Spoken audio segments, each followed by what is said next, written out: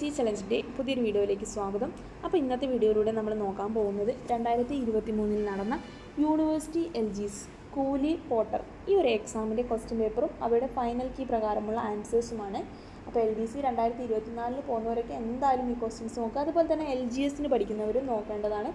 ഇതുപോലെ 2023 ഇതുവരെ നടന്ന എല്ലാ ക്വസ്റ്റ്യൻസും നമ്മൾ ഡിസ്കസ് ചെയ്തിട്ടുണ്ട്. അപ്പോൾ വീഡിയോസൊക്കെ എടുത്ത് കാണുക.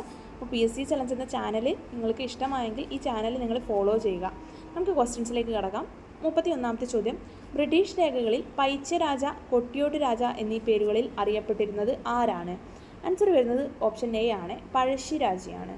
അപ്പം പൈച്ചി രാജ, കൊട്ടിയോട്ട് രാജ എന്നീ പേരുകളിൽ അറിയപ്പെട്ട ഭരണാധികാരി ആരാണ്? പഴശ്ശി രാജയാണ്. 32ാമത്തെ ചോദ്യം, കേരളത്തിൽ നടന്ന മാപ്പിള കലാപങ്ങളെക്കുറിച്ച് അന്വേഷിക്കാൻ നിയോഗിക്കപ്പെട്ട കമ്മീഷൻ ഏത്? ആൻസർ വരുന്നത് ഓപ്ഷൻ സി, ലോഗൻ കമ്മീഷനാണ്. കേരളത്തിൽ നടന്ന മാപ്പിള കലാപങ്ങളെക്കുറിച്ച് അന്വേഷിക്കാൻ നിയോഗിക്കപ്പെട്ട കമ്മീഷൻ ഏതാണ്? ലോഗൻ കമ്മീഷനാണ്. 33ാമത്തെ ചോദ്യം, തരിസാപ്പള്ളി ലിഖിതം എഴുതി തയ്യാറാക്കിയത് ആര്? ആൻസർ വരുന്നത് എന്താണ്? ഓപ്ഷൻ എ ആണ്, അയ്യനടികൾ തിരുവടികളാണ്. തരിസാപ്പള്ളി ലിഖിതം എഴുതി തയ്യാറാക്കിയത് അയ്യനടികൾ തിരുവടികളാണ്. 34ാമത്തെ ചോദ്യം, ആധുനിക കാലത്തെ മഹാത്ഭുതം എന്ന് ഗാന്ധിജി വിശേഷിപ്പിച്ച സംഭവം ഏതാണ്? ഓപ്ഷൻ ബി, ക്ഷേത്രപ്രവേശന വിളംബരമാണ്. 1934 നടന്ന ക്ഷേത്രപ്രവേശന വിളംബരത്തെക്കുറിച്ചാണ് ഗാന്ധിജി ആധുനിക കാലത്തെ മഹാത്ഭുതം എന്ന് വിശേഷിപ്പിച്ചത്. 35ാമത്തെ ചോദ്യം, തിരുവിതാംകൂറിൽ സൗജന്യവും നിർബന്ധിതമായ വിദ്യാഭ്യാസം നടപ്പിലാക്കിയ ഭരണാധികാരി ആരെന്നാണ് ചോദ്യം. ആൻസർ വരുന്നത് ഓപ്ഷൻ ബി, റാണി ഗൗരി പാർവതിബായി ആണ്. ആരാണ്? റാണി ഗൗരി പാർവതിബായി ആണ്. 36ാമത്തെ ചോദ്യം, രാജ്യസമാചാരം എന്ന പത്രം ആരംഭിച്ചത് ആര്? ആൻസർ വരുന്നത് ഓപ്ഷൻ എ, ഹെർമൻ ഗുണ്ടട്ടാണ്. ആരാണ്? ഹെർമൻ ഗുണ്ടട്ടാണ്. തുലാം 10 സമരം എന്നറിയപ്പെടുന്നത് ഏത്? ആൻസർ വരുന്നത് പുന്നപ്ര വയലാർ സമരമാണ്. തുലാം 10 സമരം എന്നറിയപ്പെടുന്നത് ഏതാണ്? പുന്നപ്ര വയലാർ സമരമാണ്. തുലാം 10 സമരം പുന്നപ്ര വയലാർ സമരമാണ്. മലബാർ ബ്രിട്ടീഷുകാർക്ക് ലഭിക്കാനിടയായ ഉടമ്പടി? ആൻസർ വരുന്നത് ഓപ്ഷൻ ബി, ശ്രീരംഗപട്ടണം ഉടമ്പടിയാണ്. ഏതാണ്? ശ്രീരംഗപട്ടണം ഉടമ്പടിയാണ്.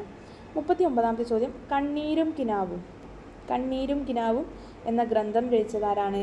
ഓപ്ഷൻ സി, VT ഭട്ടതിരിപ്പാടാണ്. ആരാണ്? VT ഭട്ടതിരിപ്പാടാണ് കണ്ണീരും കിനാവും എന്ന ഗ്രന്ഥം രചിച്ചത്.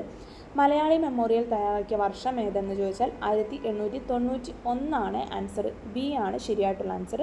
ഓപ്ഷൻ ബി 1891 ആണ്.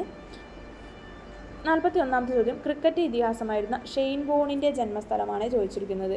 ആൻസർ വരുന്നത് ഓപ്ഷൻ സി, ഓസ്ട്രേലിയയാണ്. ഏതാണ്? ഓസ്ട്രേലിയയാണ്. ആൻസർ വരുന്നത്. 42ാമത്തെ ചോദ്യം, പിങ് പോങ് എന്നറിയപ്പെടുന്ന കായിക ഇനം ഏതെന്നാണ് ചോദ്യം. പിങ് പോങ് എന്നറിയപ്പെടുന്നത്? ആൻസർ വരുന്നത് ഓപ്ഷൻ ബി, ടേബിൾ ടെന്നീസാണ്. ഏതാണ്? ടേബിൾ ടെന്നീസാണ്. 43ാമത്തെ ചോദ്യം, ഹോക്കി കളിയിലെ മാന്ത്രികൻ എന്നറിയപ്പെടുന്ന കായിക താരം ആര്? ആൻസർ വരുന്നത് ഓപ്ഷൻ എ, ധ്യാൻചന്ദ് ആണ്. ആരാണ്? ധ്യാൻചന്ദ് ആണ്. 44ാമത്തെ ചോദ്യം, പൂക്കോട്ട് തടാകം സ്ഥിതി ചെയ്യുന്ന ജില്ല? വയനാടാണ്. ആൻസർ പൂക്കോട്ട് തടാകം സ്ഥിതി ചെയ്യുന്നത് വയനാട്ടിലാണ്. 45ാമത്തെ ചോദ്യം, പാലക്കാട് ജില്ലയിലെ നിത്യഹരിത വനം ഏത്? ആൻസർ വരുന്നത് ഓപ്ഷൻ ബി ആണ്, സൈലൻറ്റ് വാലിയാണ്. ഏതാണ്? സൈലൻറ്റ് വാലിയാണ്. 46ാമത്തെ ചോദ്യം, കേരളത്തിലെ നാടുകളെക്കുറിച്ച് വിവരിക്കുന്ന വിവരങ്ങൾ ലഭിക്കുന്നത് ഏതിൽ നിന്നാണ്? ഓപ്ഷൻ സി, വട്ടെഴുത്ത് ലിഖിതത്തിൽ നിന്നുമാണ്. കേരളത്തിലെ നാടുകളെക്കുറിച്ച് വിവരങ്ങൾ ലഭിക്കുന്നത് വട്ടെഴുത്ത് ലിഖിതത്തിൽ നിന്നുമാണ്.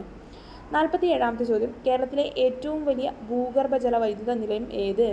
ആൻസർ വരുന്നത് ഓപ്ഷൻ ഡി, മൂലമറ്റമാണ്. കേരളത്തിലെ ഏറ്റവും വലിയ ഭൂഗർഭ ജലവൈദ്യുത നിലയം മൂലമറ്റമാണ്. 48ാമത്തെ ചോദ്യം, പ്രാചീന കാലത്ത് ചൂർണി എന്നറിയപ്പെടുന്ന നദി ഏതാണ്? ആൻസർ വരുന്നത് ഏതാണ്? ഓപ്ഷൻ ബി, പെരിയാറാണ്. പ്രാചീന കാലത്ത് ചൂർണി എന്നറിയപ്പെട്ട നദി പെരിയാറാണ്. 49ാമത്തെ ചോദ്യം, 5 തിണൈകളിൽ നെയ്തൽ എന്തിനെയാണ് സൂചിപ്പിക്കുന്നത്? എന്തിനെയാണ്? ഓപ്ഷൻ ഡി, കടൽ തീരമാണ്. 5 തിണൈകളിൽ നെയ്തൽ എന്തിനെയാണ് സൂചിപ്പിക്കുന്നത്? കടൽ തീരത്തെയാണ്. 50ാമത്തെ ചോദ്യം, സംഘകാലഘട്ടത്തിൽ ഉപ്പു വ്യാപാരികൾ ഏത് പേരിലാണ് അറിയപ്പെട്ടിരുന്നത്? ആൻസർ എന്താണ്? Option A, ഉമണറാണ്. സംഘകാലഘട്ടത്തിൽ ഉപ്പു വ്യാപാരികൾ അറിയപ്പെട്ടിരുന്നത് ഉമണർ എന്നായിരുന്നു.